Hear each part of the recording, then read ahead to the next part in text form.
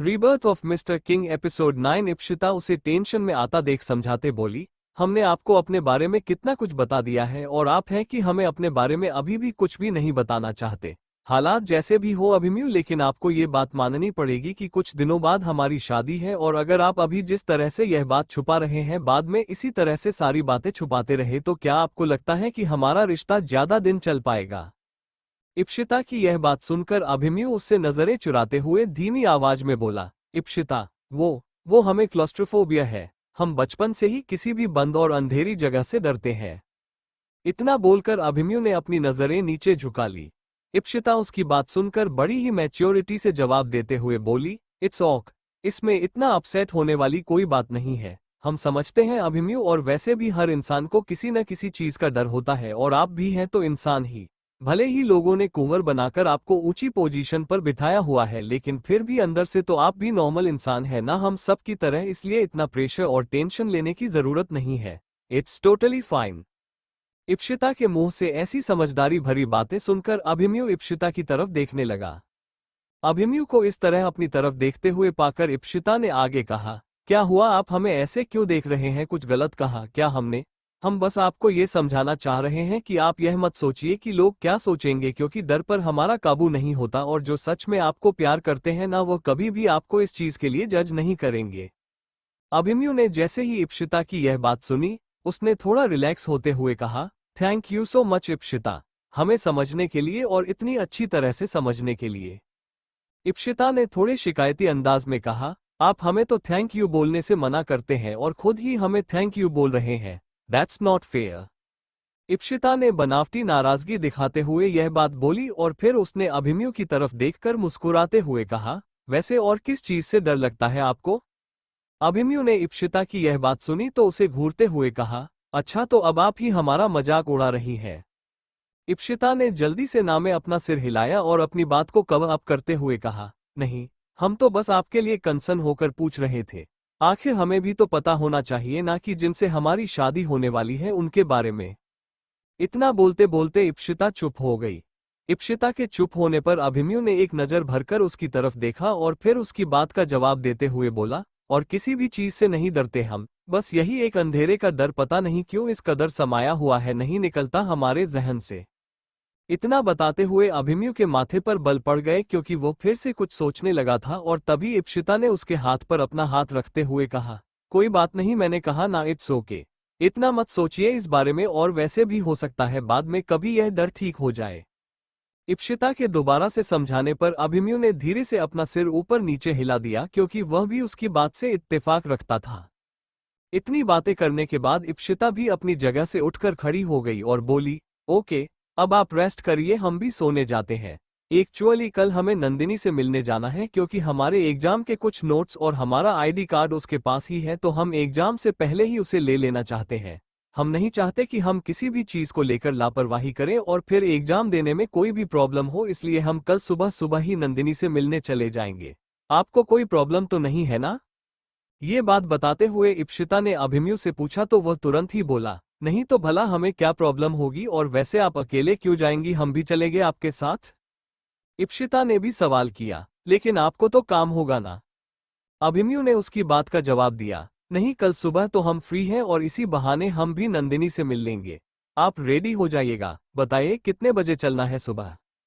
इप्शिता ने उसे टाइम बताया, यही कोई 10-11 बजे जाएंगे, अभी हम चलते हैं।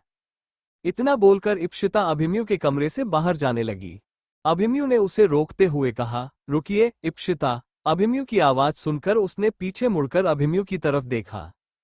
अभिमन्यु उसके पास आया और थोड़ा सीरियस होते हुए कहा, कैन आई से समथिंग? इप्शिता ने थोड़ा सा कंफ्यूज होते हुए कहा, हाँ बिल्कुल बोलिए ना, इसमें पूछने वाली कौन सी बात है? अभिमन्यु ने थोड़ा झिझकते हुए कहा, अभी हमने आपको जो अपने डर वाली बात बताई है, प्लीज वो आप अपने तक ही रखिएगा। हम नहीं चाहते वो बात आप अपने परिवार या दोस्तों में किसी से भी शेयर करें, नंदिनी और उदयवीर से भी नहीं। अभिमन्यु ने काफी रिक्वेस्ट करते हुए यह बात कही तो इप्शिता हैरानी से उसकी तरफ देखने लगी। इप्शिता को ऐसे हैरान होते देख अभिमन्यु सफाई देते हुए बोला, हमने यह बात अपने घर में भी किसी से नहीं बताई, यहाँ तक अर्पिता और माँ सा को भी इस बारे में नहीं पता, और हम नहीं चाहते कि किसी को भी यह बात पता चले, क्योंकि एक कुंवर सा होने के साथ साथ हमारी कई सारी जिम्मेदारियां हैं, और अगर यह बात बाहर के लोगों को पता चली तो वो लोग इस बात का फायदा उठा सकते हैं, बस इसलिए।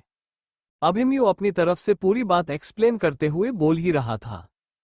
इप्सिता ने उसकी बात को बीच में ही काटते हुए कहा, डोंट वरी, हम किसी से कुछ नहीं बताने वाले। ये बात हमारे बीच सीक्रेट ही रहेगी, और वैसे भी हम इतनी पर्सनल चीज किसी से भी शेयर नहीं करते, नंदिनी से भी नहीं। इप्सिता की बात सुनकर अभिमन्यु को थोड़ी तसल्ली हुई और वो उसकी तरफ देखकर हल्का सा मुस्कुरा दिया, और इप्सिता भी एक कंफ्यूज स्माइल चेहरे पर लिए हुए अपने रूम में चली गई। अभिमन्यु चुपचाप अपने बेड पर बैठा और उसने कहा, वैसे हम इप्सिता पर इतना यकीन तो कर सकते हैं, अगर उन्होंने हमें कहा है कि वो किसी से भी इस बारे में कुछ नहीं बताएंगे तो हमें लगता है वो नहीं बताएंगी। इतना बोलकर वो चुपचाप बेड पर लेट गया, और उसे अब काफी राहत महसूस हो रही थी, तो उसे कुछ ही देर में नींद भी आ गई। वहीं दूसरी तरफ इप्सिता अपने रूम में चली गई। वो अभिमन्यु के लिए काफी ज्यादा कंसर्न थी। उसे बार बार ऐसा लग रहा था कि कहीं ऐसा ना हो कि फिर से लाइट चली जाए और अंधेरे में अकेले होने की वजह से अभिमन्यु फिर से पैनिक हो जाए। इप्सिता को जब से अभिमन्यु के फोबिया वाली बात पता चल थी, तब से ही कहीं ना कहीं इप्सिता को उसकी टेंशन हो रही थी। अभिमन्यु के बारे में सोते हुए इप्सिता को काफी देर तक नींद नहीं आई। इप्सिता सोने की बहुत कोशिश कर रही थी, लेकिन सो नहीं पा रही थी क्योंकि उसे नींद नहीं आ रही थी और बार बार अभिमन्यु की टेंशन हो रही थी। इप्सिता ने बेड पर उठकर बैठते हुए कहा, हम क्यों अभिमन्यु को लेकर इतना सोच रहे हैं? हमें लगता है जब तक हम उन्हें एक बार जाकर चेक नहीं कर लेंगे, हमें नींद आएगी। इस वक्त रात के 1 बजे बजने वाले थे। इप्सिता ने अपने रूम का डोर धीरे से खोला और अभिमन्यु के रूम के पास गई। उसने धीरे से डोर खोलने की कोशिश की और अभिमन्यु के रूम का डोर अंदर से लॉक नहीं था, तो डोर खुल गया। इप्सिता ने रूम के अंदर झांकते हुए देखा तो अभिमन्यु रूम की सारी लाइट्स ऑन करके ही सो रहा था। उसे सोते देखकर इप्सिता ने चुपचाप वापस डोर बंद कर लिया। अपने रूम में आकर गहरी सांस लेते हुए कहा, चलो, अभिमन्यु सो गए हैं तो अब हम भी सो जाते हैं, वरना सुबह उठने में लेट हो जाएंगे। इतना बोलकर इप्सिता बेड पर लेट गई और अब वह काफी अच्छा फील कर रही थी, इसलिए वह अपने बेड पर लेटी और कुछ देर के बाद उसे भी नींद आ गई। अगले दिन सुबह के 8 बजे इप्सिता की आंख खुली और वह जल्दी से उठी और रेडी होने के लिए वॉशरूम में चली गई, क्योंकि आज उसे नंदिनी से मिलने जाना था। इप्सिता को रेडी होते होते 9 बजे बज गए थे। इप्सिता जैसे ही वॉशरूम से नहा धोकर बाहर निकली, उसने कबर्ड को खोला और सोचने लगी कि वह आज कैसे कपड़े पहने। उसने एक लाइट पिंक कलर का लॉन्ग डिजाइनर कुर्ता निकाला और उसने नीचे ब्राउन कलर की पेंट निकाली। उस लॉन्ग कुर्ते के साथ पेंट पेयर अप करके शीशे के सामने खड़ी होकर देखने लगी कि वो उस पर कैसा लग रहा है। उसे वो आउटफिट ज्यादा अच्छा नहीं लगा। उसने उस कपड़े को बेड पर फेंका और कबर्ड से दूसरे कपड़े निकालने लगी। इप्सिता नॉर्मली हाथ में जो भी आ जाए वो पहन लेती थी, लेकिन अभी इस टाइम वो अभिमन्यु के साथ है तो वह थोड़ा कंफर्टेबल और स्टाइलिश कपड़े पहनना चाहती थी। इसलिए उसने एक लूज डिजाइनर शर्ट निकाली और उसके नीचे उसने ब्लू डेनिम की स्किन फिट जीन्स निकाली। उन दोनों को उसने जब पेयर अप करके सामने लगे ड्रेसिंग मिरर में देखा तो वह उसे काफी अच्छा लग रहा था। उसने वही कपड़े पहन लिए। इप्सिता ने अपने बाल स्ट्रेट ही खुले रखे और लाइट मेकअप करके वो सैंडल निकलने लगी। वैसे तो जीन्स के साथ शूज भी अच्छे लगते, लेकिन तभी उसे याद आया कि अभिमन्यु की हाइट काफी ज्यादा है और ऐसे में अगर वो फ्लैट पहनेगी तो उसके हाइट और भी कम लगेगी, क्योंकि अभिमन्यु की हाइट 6 फीट से भी ज्यादा थी। इप्सिता की भी हाइट अच्छी थी, लेकिन 5, 7 या 5, 8 ही थी। इसीलिए उसने सोचा कि आज वो उसके साथ जा रही है, इसलिए हिल पहनेगी। यह सोचकर उसने ब्लैक कलर की हील्स निकाल ली और वो अपनी हील पहन ही रही थी कि तभी दरवाजे पर किसी ने नॉक किया। जैसे ही दरवाजे पर किसी ने नॉक किया, इप्सिता दरवाजे की तरफ देखने लगी। वहां पर अभिमन्यु खड़ा था। उसने रॉयल ब्लू कलर की शर्ट और उसके नीचे ऑफ व्हाइट कलर की जीन्स पहनी हुई थी और साथ में उसने ऑफ व्हाइट कलर का ही ब्लेजर लिया हुआ था, जिसमें वो काफी ज्यादा हैंडसम लग रहा था। उसे गेट पर खड़े देखकर इप्सिता हील पहनकर उठकर खड़ी हुई। उसने जल्दी से हिल्स पहनते हुए कहा, अभिमन्यु आप यहाँ। अभिमन्यु ने रूम के अंदर आते हुए कहा, रेडी हो गई आप? हम आपको ही देखने आए थे। वो एक्चुअली शांता काकी ने ब्रेकफास्ट रेडी कर लिया है, वह आपको बुलाने आ रही थी तो हमने सोचा हम उन्हें परेशान क्यों करें, हम ही आपको बुला लेते हैं। इप्सिता अभिमन्यु की तरफ देखकर मुस्कुराते हुए बोली, किसी और को भेज देते, अपने क्यों तकलीफ की। अभिमन्यु ने बहुत ही आराम से कहा, अरे हमारे साथ इतना फॉर्मल होने की जरूरत नहीं है। आप रेडी तो है ना? अगर आपको टाइम लगने वाला है तो कोई बात नहीं, हम वेट कर लेंगे। इप्शिता ने झट से कहा, अरे नहीं, हम बिल्कुल रेडी हैं, अब हमें टाइम नहीं लगेगा, चलिए चलते हैं। इप्शिता इतना बोलकर आगे बढ़ ही रही थी कि तभी उसकी हाई हिल स्लिप हुई और वो लड़खड़ा कर गिरने ही वाली थी कि अभिमन्यु ने जल्दी एक हाथ से इप्शिता का हाथ पकड़ा और दूसरा हाथ उसकी कमर में डालकर उसे पकड़ते हुए कहा, संभाल कर इप्शिता। गिरने के डर की वजह से इप्शिता ने अपनी आंखें बंद कर ली थी, लेकिन अभिमन्यु की आवाज सुनते ही उसने नजर उठाकर उसकी तरफ देखा और उसने अभिमन्यु का हाथ कसकर थाम लिया और वो अभिमन्यु की आंखों में ही देखने लगी। अभिमन्यु ने बहुत ही आराम से कहा, अरे हमारे साथ इतना फॉर्मल होने की जरूरत नहीं है। आप रेडी तो है ना? अगर आपको टाइम लगने वाला है तो कोई बात नहीं, हम वेट कर लेंगे। इप्शिता ने झट से कहा, अरे नहीं, हम बिल्कुल रेडी हैं, अब हमें टाइम नहीं लगेगा, चलिए चलते हैं। इप्शिता इतना बोलकर आगे बढ़ ही रही थी कि तभी उसकी हाई हिल स्लिप हुई और वो लड़खड़ा कर गिरने ही वाली थी कि अभिमन्यु ने जल्दी एक हाथ से इप्शिता का हाथ पकड़ा और दूसरा हाथ उसकी कमर में डालकर उसे पकड़ते हुए कहा, संभाल कर इप्शिता। गिरने के डर की वजह से इप्शिता ने अपनी आंखें बंद कर ली थी, लेकिन अभिमन्यु की आवाज सुनते ही उसने नजर उठाकर उसकी तरफ देखा और उसने अभिमन्यु का हाथ कसकर थाम लिया और वो अभिमन्यु की आंखों में ही देखने लगी। अभिमन्यु ने इप्शिता की हिल्स की तरफ देखते हुए कहा, आपको हील पहनने की आदत नहीं है क्या? इप्शिता ने कहा, नहीं ऐसी बात नहीं है, हम पहनते हैं, एक्चुअली यहाँ पर थोड़ा पानी पड़ा हुआ है, इस वजह से हम स्लिप हो गए। अभिमन्यु ने इप्शिता को ठीक से खड़े होने में उसकी हेल्प की और अभिमन्यु ने कहा, खैर कोई बात नहीं होता है कभी कभी, चलिए चलते हैं। अभिमन्यु ने इप्शिता का हाथ पकड़ा हुआ था। इप्शिता उसके हाथ की तरफ देखने लगी। अभिमन्यु ने जल्दी से इप्शिता का हाथ छोड़ते हुए कहा, सॉरी वह। इप्शिता ने अभिमन्यु की इस बात का कोई जवाब नहीं दिया और चुपचाप उसके साथ अपने रूम से बाहर निकल आए। दोनों ने साथ में बैठकर ब्रेकफास्ट किया और थोड़ी ही देर में वो लोग सीधे विला से बाहर निकल गए। अभिमन्यु जैसे ही कार में आकर बैठा, उसने ड्राइवर की तरफ देखते हुए कहा, हमें गर्ल्स हॉस्टल चलना है, यही मुंबई यूनिवर्सिटी के पास वाले गर्ल्स हॉस्टल में हमें पहुंचने में कितना टाइम लगेगा? ड्राइवर ने अभिमन्यु की बात सुनकर कहा, सर अगर हमें ट्रैफिक नहीं मिला तो हम 15-20 मिनट में पहुंच जाएंगे, लेकिन अगर ट्रैफिक हुआ तो आधे घंटे से ज्यादा भी लग सकता है। अभिमन्यु उसकी बात सुनकर और कुछ भी नहीं बोला। इप्शिता ने अपना मोबाइल फोन निकाला और वह नंदिनी को मैसेज करते हुए बोली, हम विला से निकल गए हैं, थोड़ी देर में हम अभिमन्यु के साथ हॉस्टल पहुंचते हैं। इप्शिता ने जैसे ही मैसेज किया, अभिमन्यु उसकी तरफ देखते हुए बोला, नंदिनी से बात कर रही है क्या आप? इप्शिता ने कहा, हमने सोचा उसे मैसेज कर दे। अभिमन्यु भी अपने मोबाइल फोन में किसी को मैसेज कर रहा था। उसे देखकर ऐसा लग रहा था शायद वो अपने काम से रिलेटेड किसी से बात कर रहा है। इप्शिता ने ज्यादा उस पर ध्यान नहीं दिया। नंदिनी ने जैसे ही इप्शिता का मैसेज सीन किया, वो जल्दी से उसे कॉल बैक करते हुए बोली, ईशु तुम अभिमन्यु जीजू के साथ यहाँ हॉस्टल आ रही है? इप्शिता ने कहा, हाँ क्यों, क्या हुआ, तुम ऐसे क्यों पूछ रही हो? अब हम यहाँ पर मिस्टर अभिमन्यु के साथ हैं तो उनके साथ ही तो आएंगे ना? नंदिनी ने कहा, भूल गई हो क्या? हमारे हॉस्टल की वार्डन को वो कितनी स्ट्रिक्ट है, तुम जीजू को लेकर यहाँ कैसे आ सकती हो? उनकी तो हॉस्टल में एंट्री ही नहीं होगी। इप्शिता नंदिनी की बात सुनकर अपना सिर पीटते हुए बोली, अरे हाँ, वार्डन की बात तो भूल ही गए। जब इप्शिता ने अपना सिर पीटा तो अभिमन्यु उसकी तरफ देखकर बोला, क्या बात है, कोई प्रॉब्लम है क्या? इप्शिता ने अभिमन्यु की तरफ देखते हुए कहा, हाँ वो एक्चुअली हम तो भूल ही गए थे, हमारा हॉस्टल तो गर्ल्स हॉस्टल है और आप वहां कैसे जा सकते हैं? जैसे ही अभिमन्यु ने यह बात सुनी, वो उसकी तरफ हैरानी से देखते हुए बोला, मतलब? इप्शिता ने अभिमन्यु को समझाते हुए कहा, एक्चुअली हमारे हॉस्टल की वार्डन बहुत ज्यादा स्ट्रिक्ट है, वो गर्ल्स हॉस्टल में किसी भी लड़के का आना अलाउड नहीं करते।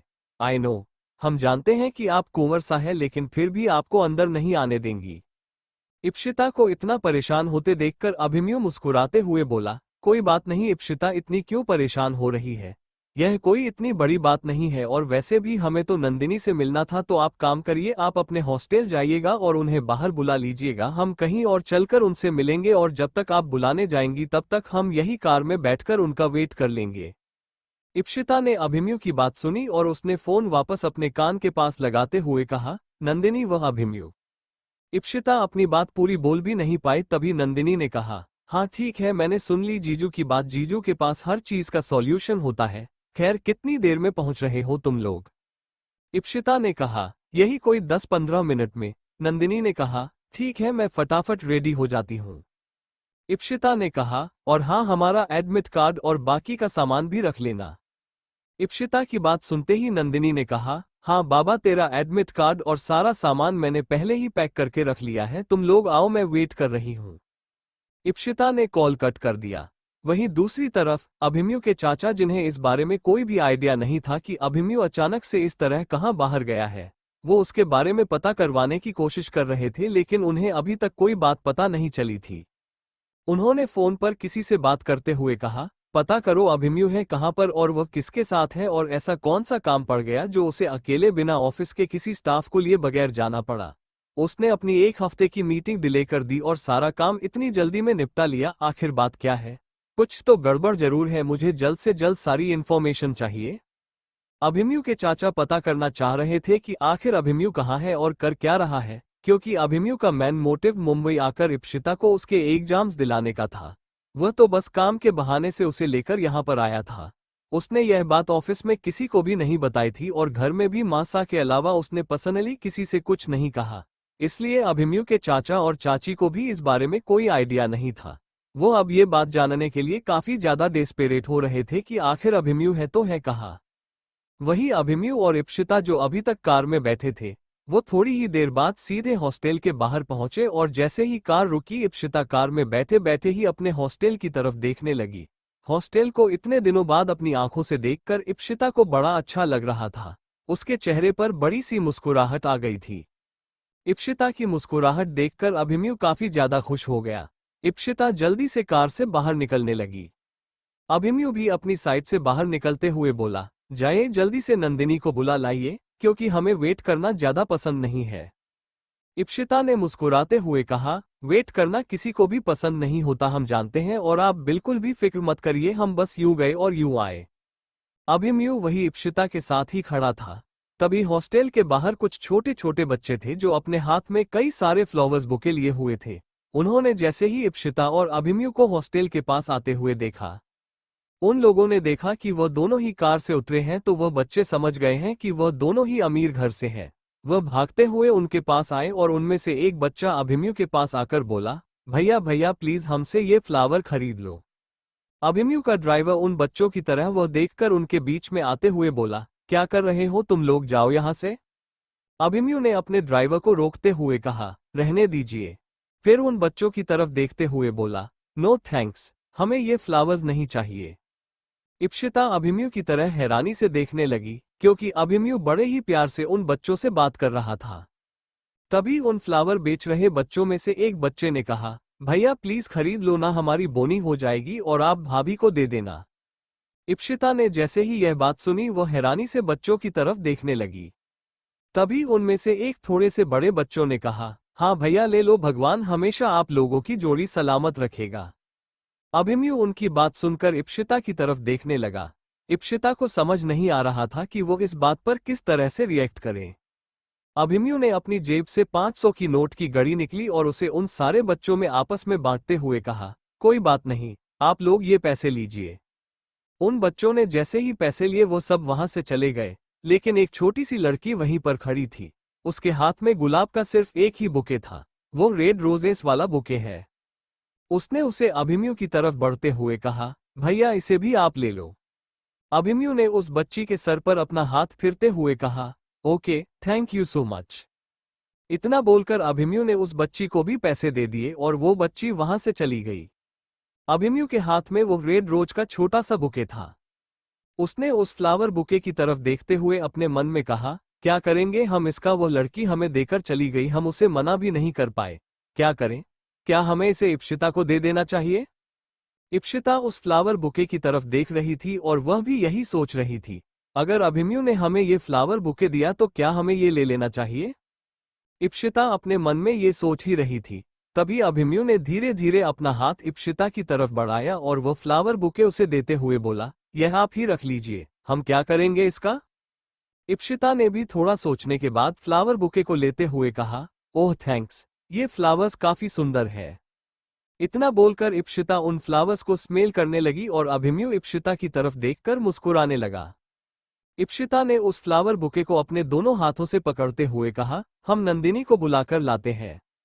अभिमन्यु ने धीरे से हाँ में अपना सिर हिला दिया और इप्शिता तेज कदमों से ऑलमोस्ट भागते हुए हॉस्टल के अंदर जाने लगी।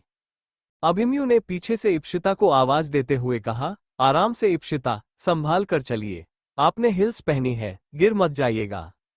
इप्शिता अभिमन्यु की यह बात सुनकर रुकी और उसने पीछे मुड़कर मुस्कुराते हुए अभिमन्यु की तरफ देखा और उसकी बात सुनकर इप्शिता ने अपनी चल थोड़ी धीमी की और उसी तरह धीरे धीरे कदमों से चलकर हॉस्टल के अंदर चली गई। अभिमन्यु भी इप्शिता की तरफ देखकर मुस्कुराने लगा क्योंकि उसने अभिमन्यु की बात सुनी और मानी भी। इप्शिता जैसे अपने रूम में पहुंची उसने रूम के अंदर आते हुए अपने आप से कहा, वाह, इतने दिनों बाद अपने रूम में आ रहे हैं। सच में बहुत अजीब लग रहा है, पिछले ही कुछ दिनों में हमारी लाइफ कितनी ज्यादा चेंज हो गई। हमने तो बिल्कुल भी नहीं सोचा था कि हम दोबारा यहाँ आ भी सकते हैं, बट थैंक गॉड, अभिमन्यु ने इस नामुमकिन काम को भी मुमकिन कर दिखाया। हम उनके इस एहसान को हमेशा याद रखेंगे। इप्शिता यही सब सोचते हुए रूम के अंदर आए और उसने देखा नंदिनी का बेड काफी मेसी था।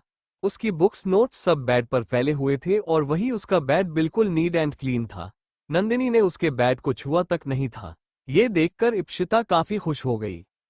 उसने नंदिनी को आवाज लगाते हुए कहा, नंदिनी, कहाँ हो तुम? नंदिनी की वॉशरूम से आवाज आई, हाँ, बस रेडी हो गई हूँ, 1 मिनट में आती हूँ। नंदिनी ने इतना बोला और वो मुश्किल से 10-20 सेकंड बाद वो जल्दी से वॉशरूम से बाहर निकली और दौड़ते हुए इप्शिता के गले लग गई। उसने इप्शिता की तरफ देखते हुए कहा, वाओ गॉर्जियस, तेरे फेस का तो ग्लो ही चेंज हो गया। जब मैं तुझे छोड़कर आई थी तो कैसे मुरझाए हुए फूलों की तरह लग रही थी, लेकिन अब देखकर लग रहा है कि मुझे मेरी बेस्ट फ्रेंड वापस मिल गई है। इप्शिता नंदिनी की बात सुनकर मुस्कुराने लगी। इप्शिता वही अपने बेड के पास रखे हुए पुराने सामान की तरफ देख रही थी। तभी नंदिनी की नजर इप्शिता के हाथ में पकड़े हुए रोजेस पर गई। इप्शिता का ध्यान कहीं और ही था। नंदिनी ने उसके हाथ से उस फ्लावर बुके को छीनते हुए कहा, ये तुम्हारे हाथ में फ्लावर बुके कहाँ से आया? इप्शिता नंदिनी की बात सुनकर उस फ्लावर बुके की तरफ देखते हुए बोली, ये फ्लावर वो जब हम हॉस्टल के पास आए ना तो नीचे कुछ बच्चों ने यह अभिमन्यु को बेच दिया और उन्होंने ये हमें दे दिया। जैसे ही इप्शिता ने ये बातें कही नंदिनी की आंखों में एक अलग ही चमक आ गई। वो इप्शिता को छेड़ते हुए बोली, ओहो, तो मतलब बात इतनी आगे बढ़ चुकी है, अब तो फ्लावर्स दिए जा रहे हैं। और बताओ, और क्या क्या तुम लोगों के बीच में कहाँ तक बात बढ़ गई है? मुझे तो कुछ बताती ही नहीं है। मैं तो यूं ही सोच रही थी कि तू तो बिल्कुल बुद्धू है, तुझे एक एक चीज बतानी पड़ेगी, लेकिन तू तो बड़ी ही चालू निकली यार, मुझसे भी एक कदम आगे। इप्शिता नंदिनी को धीरे से सिर पर मारते हुए बोली, क्या बोल रही हो तुम? कुछ भी मत बोला करो। हमने आपसे कहा ना, वह बच्चों ने जबरदस्ती अभिमन्यु के हाथ में ये फ्लावर बुके पकड़ा दिया तो उनको इसे लेना पड़ा, और वह तो बच्चों को फ्री में भी पैसे दे रहे थे, बट उनमें से एक बच्ची ने जबरदस्ती अभिमन्यु को दे दी। जब उन्हें ये दे दिया तो वह क्या करते फ्लावर्स का, बस इसीलिए उन्होंने हमें पकड़ा दिया और कुछ भी नहीं है। तू अपना दिमाग ज्यादा मत चला। नंदिनी उसकी बात सुनकर बोली, बस यार इश्यू, अब ज्यादा बहाने बनाने की जरूरत नहीं है। मुझे सब समझ आ रहा है और कुछ भी हो, I am happy for both of you. मैं तो चाहती ही हूं कि तुम दोनों जल्दी जल्दी अपने रिश्ते को आगे बढ़ाओगे, तो मुझसे ज्यादा खुश और कौन हो सकता है भला? इप्शिता नंदिनी की बात सुनकर एक गहरी सांस लेते हुए बोली, अच्छा चले, अब ये सारी बातें करने में टाइम वेस्ट मत कर। अभिमन्यु हॉस्टल के बाहर खड़े वेट कर रहे हैं। नंदिनी ने जल्दी से अपनी मैचिंग इयररिंग्स निकालकर उन्हें पहनते हुए बोली, हाँ तो करने दे जीजू को थोड़ा वेट, और वैसे भी उनकी इतनी ब्यूटीफुल सेक्सी साली के लिए उनका थोड़ा वेट करना तो बनता है ना। इप्शिता ने धीरे से नंदिनी के सिर पर अपना हाथ मारते हुए कहा, पूरी पागल हो तुम, कुछ भी बोलती हो। नंदिनी ने जल्दी से अपनी इयररिंग्स पहने और इप्शिता की बेड की साइड पर बनी हुई एक अलमारी के पास गई और वहां जाकर कुछ ढूंढने लगी है। उसे इस तरह कुछ ढूंढते हुए देखकर इप्शिता ने कंफ्यूजन से पूछा, अब क्या हुआ, कुछ खो गया है क्या? क्या ढूंढ रही हो अब? नंदिनी ने एक पल के लिए पीछे मुड़कर उसकी बात का जवाब देते हुए कहा, अरे नहीं बाबा, कुछ नहीं खोया। मैं तुम्हारा एडमिट कार्ड और तुम्हारे लिए कुछ नोट्स बनाए थे वही देख रही हूँ। कल रात में ही तो मैंने उसे यहाँ रखा था। इप्शिता उसकी बात सुनकर मुस्कुराते हुए बोली, क्या तुमने हमारे लिए नोट्स बनाए? हमने सही तो सुना है ना, या फिर कुछ और ही बोला तुमने? नंदिनी ने उसकी तरफ देखकर मुस्कुराते हुए हाँ में अपना सिर हिलाया और कहा, हाँ बिल्कुल सही सुना, कान अभी खराब नहीं हुए हैं तुम्हारे और इतना ओवर रिएक्ट करने की जरूरत नहीं है। इप्शिता ने थोड़ा सा ड्रामेटिक होते हुए कहा, हे भगवान, तुम्हारे बनाए नोट से पढ़कर तो हम पक्का फेल हो जाएंगे। नंदिनी उसकी बात सुनकर उसे गुस्से से घूरते हुए बोली, तू ना कुछ भी मत बोला कर, इतनी भी डफर नहीं हूं मैं। नंदिनी ने वो नोट्स और इप्शिता का एडमिट कार्ड लिया और उसके हाथ में पकड़ाते हुए कहा, अगर मन करे तो पढ़ लेना वरना वापस कर देना मुझे। इतना बोलकर नंदिनी ने थोड़ा सा मुंह बना लिया। इप्शिता उसे साइड हक करते हुए बोली, अरे बाबा, नाराज हो गई क्या? हम तो मजाक कर रही थे। तुम तो हमारी जान हो और हम जानते हैं तुम तो बस ड्रामे करना जानती हो, इसलिए हम तुम्हारे बाकी के नखरे बाद में देखेंगे, अभी चलते हैं। नंदिनी ने भी हाँ में अपना सिर हिलाया और वह सीधे रूम से बाहर निकलने लगी। इप्शिता ने अपने सामान के साथ साथ वह फ्लावर बुके भी पकड़ रखा था। नंदिनी उसके हाथ में वो फ्लावर बुके देखकर मुस्कुरा रही थी। वही अभिमन्यु जो हॉस्टल के बाहर खड़ा उन दोनों के आने का वेट कर रहा था, उसके पास कियारा का फोन आया। उसने जैसे ही किया का नंबर देखा, उसने तुरंत कॉल रिसीव करते हुए कहा, हेलो कियारा, क्या हुआ?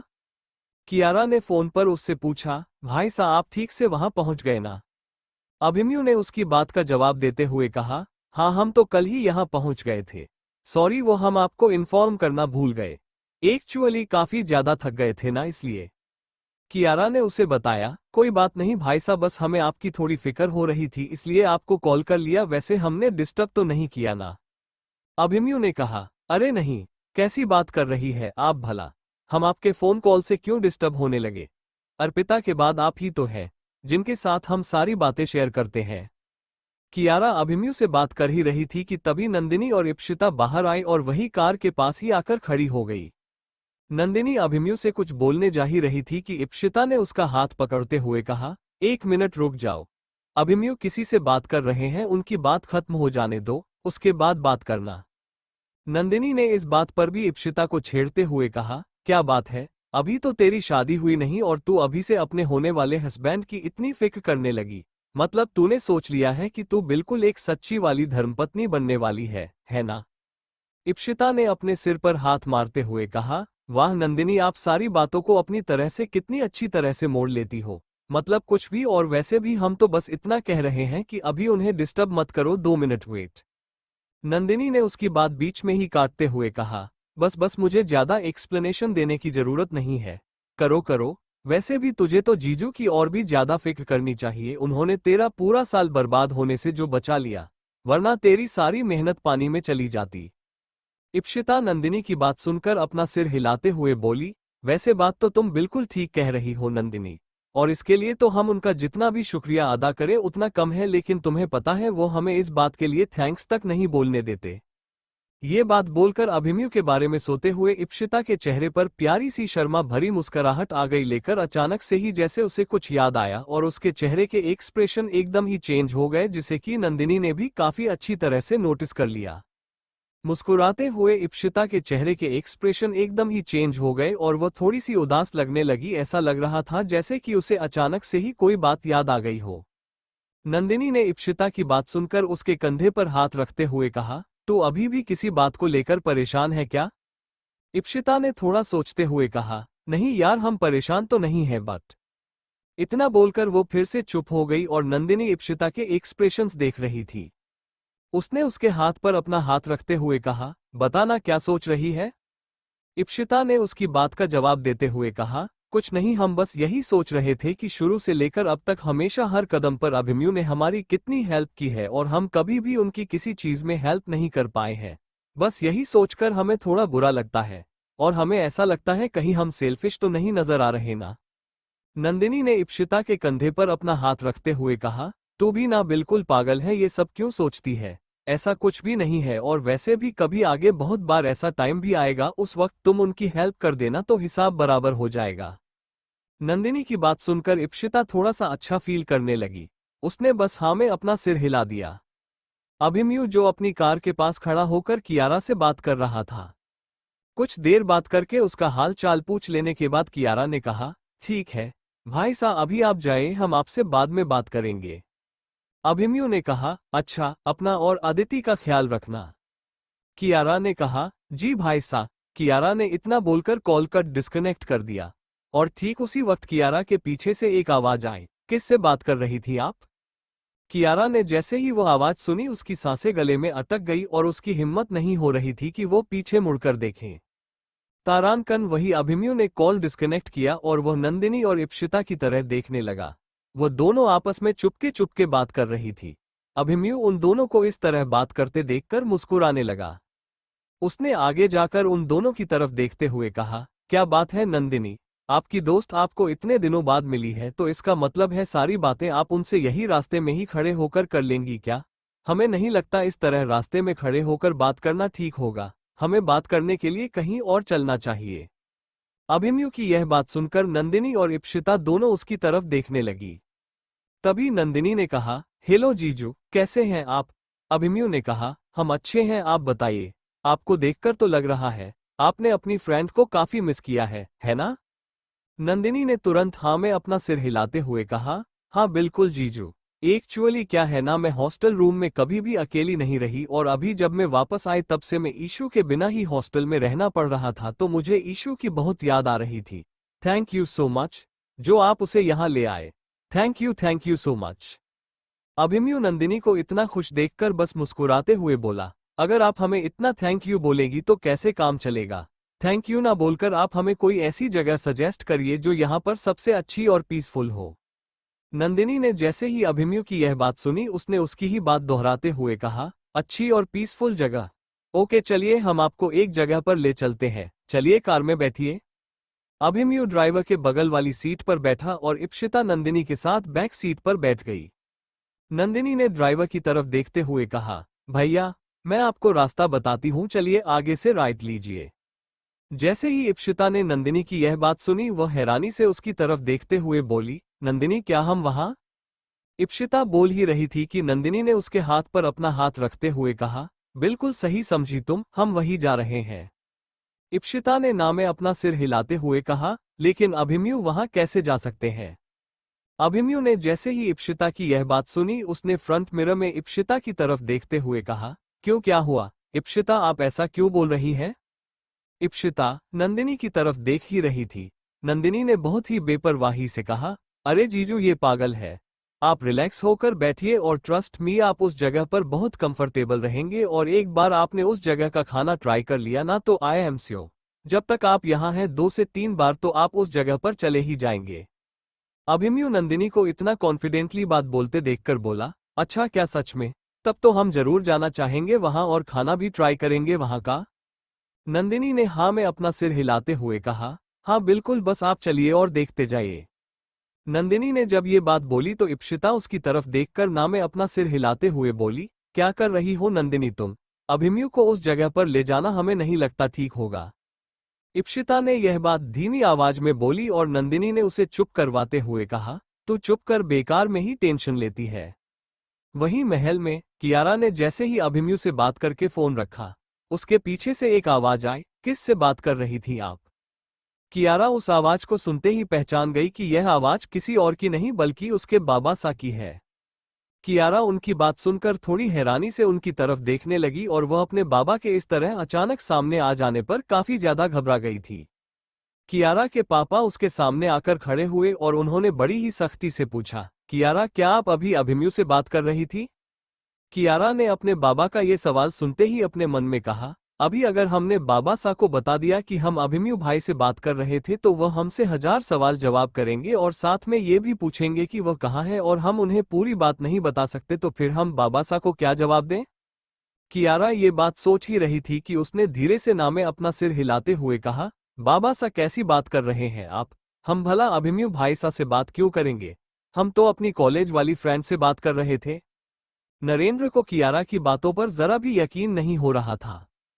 वो उसे घूरते हुए बोला, अच्छा लेकिन हमने तो सुना कि आपने भाई सा कहा। कियारा ने जैसे यह बात सुनी उसकी सांसें गले में ही अटक गई और उसने अपने मन में डरते हुए कहा, मतलब बाबा सा ने हमारी सारी बातें सुन ली क्या? कियारा थोड़ी सी घबरा गई थी। वह सोच ही रही थी कि कैसे वो उनकी बात का कोई जवाब सोचे जिससे उन्हें शक ना हो और वह बात संभाल पाए। वह अपने मन में बोली, क्या हमें सच में बाबा सा को पूरी बात बता देनी चाहिए? क्योंकि अगर हमने उनसे झूठ बोला तो कहीं वह हमारा झूठ पकड़ ना ले और अगर उन्होंने पता चला कि हम अभिमन्यु भाई सा के लिए उनसे झूठ बोल रहे हैं तो वह बहुत ही ज्यादा नाराज हो जाएंगे। कियारा ये सारी बातें सोच रही थी कि अभिमन्यु अर्पिता की शादी हो जाने के बाद अगर किसी से घर में सबसे ज्यादा क्लोज था तो वह कियारा ही थी। वो उसे अपनी सारी बातें बताता था। कियारा भी अभिमन्यु को सगे भाई से भी ज्यादा बढ़कर मानती थी। इसीलिए वह अपने बाबा सा को अभिमन्यु के बारे में कुछ भी बताना नहीं चाहती थी, क्योंकि उसे पता था उसके बाबा सा और उसकी माँ सा अभिमन्यु से कितना जलते थे और हमेशा राजगद्दी हथियाना के लिए उसके खिलाफ कुछ ना कुछ प्लान बनाते रहते थे। कियारा को इस तरह चुप देखकर उसके बाबा सा ने तेज आवाज में चिल्लाते हुए पूछा, कियारा, हम आपसे कुछ पूछ रहे हैं। आपको हमारी बात सुनाई नहीं दे रही, बताइए हमें। कियारा ने अपने बाबा सा की तेज आवाज सुनकर चौंकते हुए कहा, नहीं बाबा सा, कैसी बात कर रहे हैं, हम अपनी फ्रेंड से बात कर रहे थे। नरेंद्र को कियारा की बातों पर यकीन तो नहीं हो रहा था। वो इससे पहले कि उससे और कुछ पूछ पाता वहां कमरे के बाहर से कियारा को अपनी माँ सा की आवाज सुनाई दी, जो कि उसे आवाज लग रही थी। उनकी आवाज सुनकर कियारा ने मन ही मन राहत की सांस लेते हुए भगवान का शुक्रिया अदा किया और अपने कमरे से बाहर की तरफ ही चली गई। उसने गहरी सांस लेते हुए कहा, बच गए। अच्छा हुआ माँ सा ने हमें बुला लिया, वरना बाबा सा तो आज हमारी अच्छे से क्लास लेने वाले थे। वहीं दूसरी तरफ नरेंद्र अभी भी इस फैसले पर नहीं पहुंच पाया था कि कियारा सच बोल रही थी या फिर झूठ। वहीं इप्सिता और नंदिनी अभिमन्यु के साथ कार में बैठी थी और थोड़ी ही देर बाद कार एक बड़े से ढाबा जैसे रेस्टोरेंट के सामने आकर रुकी। इप्सिता, नंदिनी जल्दी से कार से बाहर निकल आई और नंदिनी ने कहा, ईशु, याद है तुझे हम आज कितने दिनों बाद यहाँ आ रहे हैं? नंदिनी की बात सुनकर इप्सिता ने धीरे से अपना सिर हिलाते हुए कहा, हाँ काफी दिन हो गए, सच में यहाँ आकर बहुत अच्छा लग रहा है। अभिमन्यु ने जैसे ही वो ढाबा देखा वो अपनी कार से उतर ही नहीं रहा था। उसने उस जगह को देखकर धीमी आवाज में कहा, नंदिनी, हमें इस जगह पर लेकर क्यों आए हैं? इप्सिता नंदिनी कार से उतरकर बाहर खड़ी होकर बातें कर रही थी। तभी नंदिनी ने नोटिस किया कि अभिमन्यु तो अभी तक कार से उतरा ही नहीं था। वो हैरानी से अभिमन्यु की तरफ देखते हुए बोली, ईशु, ये जीजू को क्या हो गया? वो कार से बाहर क्यों नहीं निकल रहे हैं? इप्सिता ने अपने कंधे उचकाते हुए कहा, हो सकता है वो ऐसी जगह पर ना आना चाहते हो। हम तुम्हें पहले ही मना कर रहे थे, पर तुम हो कि हमारी बात सुनती ही नहीं हो। खुद सोचो, वो इतने बड़े राजमहल के कुंवर सा है, वो भला ऐसी जगह पर खाना क्यों खाएंगे? मगर तुमने तो जैसे कसम खा रखी है ना कि तुम तो हमारी बात सुनेगी ही नहीं।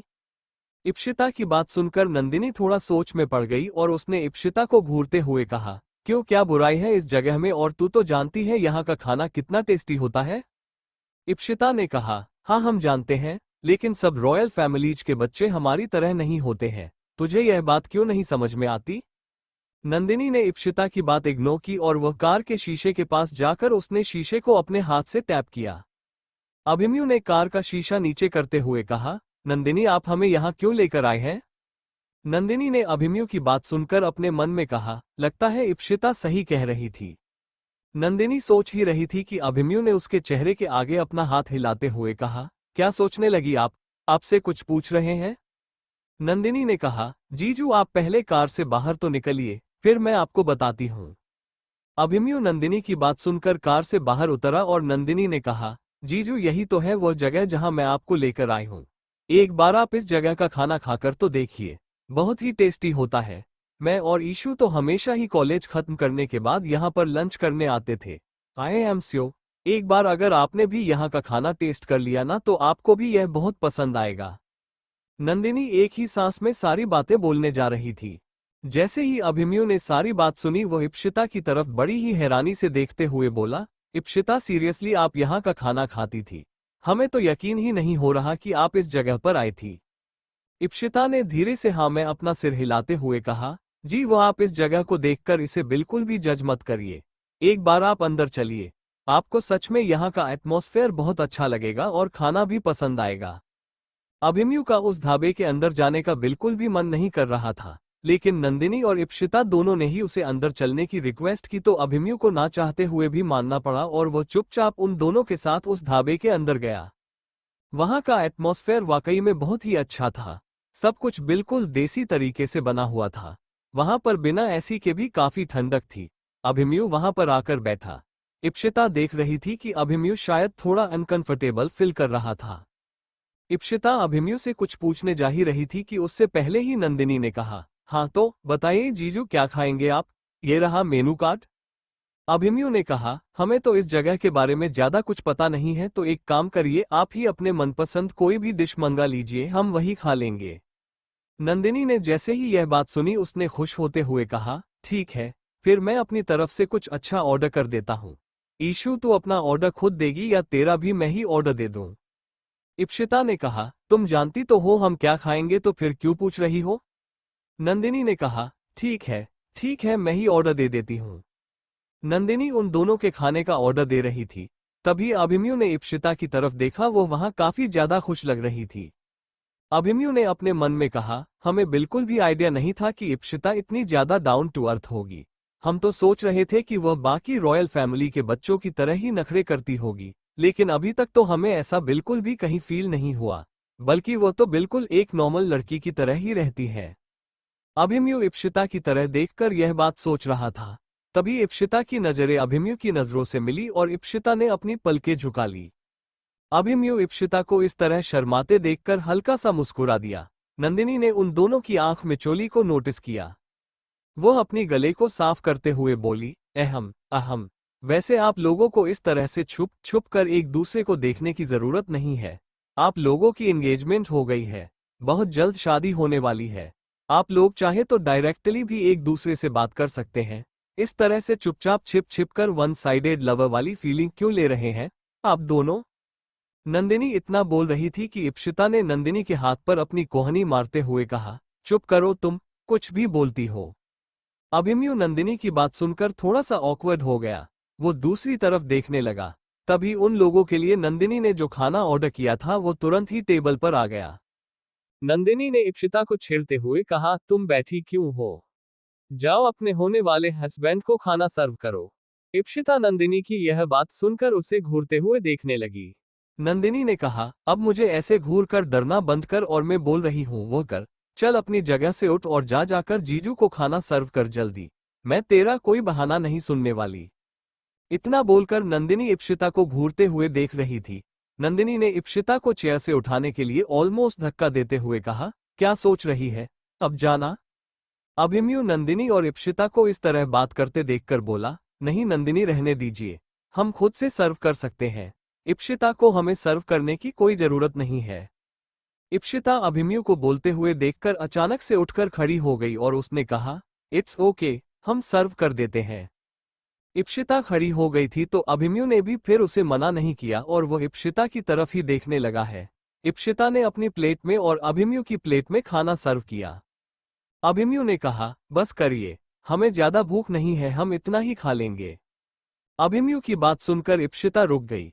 नंदिनी उन दोनों की तरफ देखकर मुस्कुराई और उसने इप्शिता से कहा, अब तू जब सर्व कर ही रही है तो मेरी प्लेट में भी कर दे। इप्शिता नंदिनी को गुस्से से घूरते हुए देख रही थी। तभी नंदिनी ने चुपचाप उसके हाथ से चम्मच लेते हुए कहा, अच्छा ठीक है, मैं खुद से ही सर्व कर लूंगी, तू रहने दे, वरना ऐसे गुस्से से देखेगी तो मैं तो डर ही जाऊंगी। इप्शिता चुपचाप नंदिनी के बगल वाली चेयर में आकर बैठ गई। जैसे ही नंदिनी ने अपनी प्लेट में खाना सर्व किया, उसने अभिमन्यु और इप्शिता की तरफ देखते हुए कहा, आप लोग ऐसे ही बैठे रहेंगे या फिर खाना भी शुरू करेंगे? चलिए जीजू शुरू करिए और बताइए मुझे कैसा लगा आपको। नंदिनी और इप्शिता दोनों ने खाना शुरू कर दिया और उन लोगों को खाना काफी पसंद आ रहा था, लेकिन अभिमन्यु ने जैसे ही खाने की पहली बाइट ली, अभिमन्यु को वह ज्यादा अच्छा नहीं लगा। अभिमन्यु ने अपने मन में कहा, ये खाना तो काफी ज्यादा स्पाइसी है, हम तो इतना मसालेदार स्पाइसी खाना तो खाते ही नहीं है। अभिमन्यु एक बाइट लेने के बाद रुक गया। तभी नंदिनी ने उसकी तरफ देखते हुए कहा, क्या हुआ जीजू, आपको अच्छा नहीं लगा क्या? अभिमन्यु ने सोचते हुए मन में कहा, अब हम क्या जवाब दें नंदिनी को? इप्शिता अभिमन्यु के चेहरे के एक्सप्रेशंस देखकर समझ गई थी कि उसे खाना अच्छा नहीं लगा है। वो अभिमन्यु से बोली, अगर आपको ये खाना अच्छा नहीं लगा तो आप अपने लिए कुछ और ऑर्डर कर लीजिए। अभिमन्यु इप्शिता की बात सुनकर बोला, नहीं हम खा लेंगे। इतना बोलकर अभिमन्यु ने दूसरा बाइट लिया। उसे काफी ज्यादा स्पाइसी लग रहा था। उसने जैसे ही एक और निवाला खाया, उसे खांसी आने लगी। अभिमन्यु के गले में वह खाना अटक गया। इप्शिता अभिमन्यु को इस तरह खांसता देखकर जल्दी से उठकर खड़ी हो गई और उसने पानी का ग्लास अभिमन्यु को दिया और उसकी पीठ को हल्के हाथों से सहलाते हुए बोली, आप ठीक है ना Abhimanyu? Thank you for listening. मुझे उम्मीद है आपको ये स्टोरी पसंद आई होगी। अगर आपको पसंद आए है तो प्लीज़ लाइक और कमेंट करना ना भूलें और मोर स्टोरीज के लिए सब्सक्राइब करें। मिलते हैं नेक्स्ट वीडियो में।